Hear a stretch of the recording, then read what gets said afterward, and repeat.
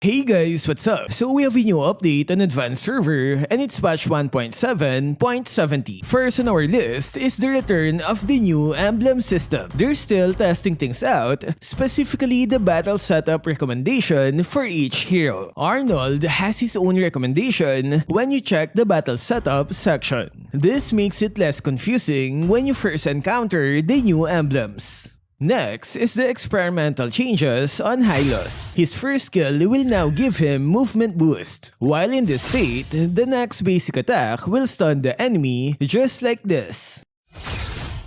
It also has a knockback effect. His new ultimate can immediately slow enemies by 75% regardless of what direction they are facing. Afterwards, the field will continue to slow by 25%. The movement boost for you and your allies is still there. And they also lowered the base damage of the second skill in the late game. Next is the buff on Bane. They adjusted his passive skill by making it scale based on the enemy's maximum HP. This means his damage will be better against high HP targets. They also added a slow effect that can reach 50% and the range is slightly increased. It seems we're getting a lot of heroes with HP based damage recently. Next is the buff on Angela. The developer said she is having a hard time in the late game, so they'll increase her ultimate shield. That's an additional 600 shield at max level. Is it enough to survive the burst damage at late game?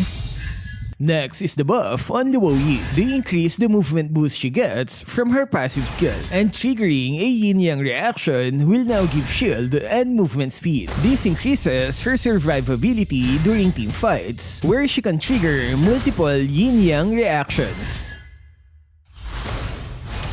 Next is the nerf on Pharsa. The developer said that for a high damage mage, her mobility was too strong. To balance, they had to increase the cooldown of her fourth skill by 7 seconds. Is this fair for Pharsa users?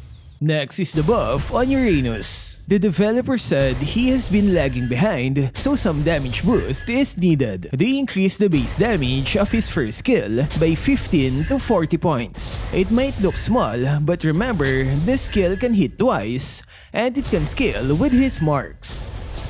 Next is the nerf on Gloo. He has been too powerful lately, so they will tone down his tankiness. Passive skill will now give 6% damage reduction instead of 8. I think this is just fair though. Next is the nerf on Lapu-lapu. They lowered the damage reduction from his enhanced second skill from 15 to now 10% on each enemy that is hit.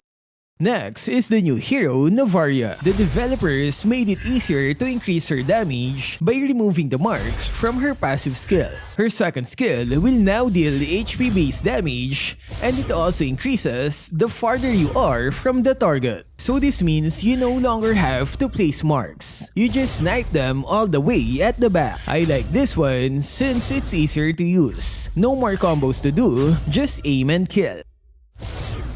And they also improved the lane clearing of her first skill in the mid and late game. Next is the possible Irithel revamp. They temporarily removed all her skins in the game. Are they going for a revamp again? Next is the updated website. User interface has changed, but the content is still the same. They'll probably update it soon. And you can see your stats too. Last one is the feature that lets you change your talents during the picking phase. That means you can customize it depending on the enemy lineup, but you need to be fast because of the limited time. So what can you say about the update? Do you like the new Hylos and Bane? Share your thoughts in the comment section. That's all for this video. Stay safe and thank you for watching.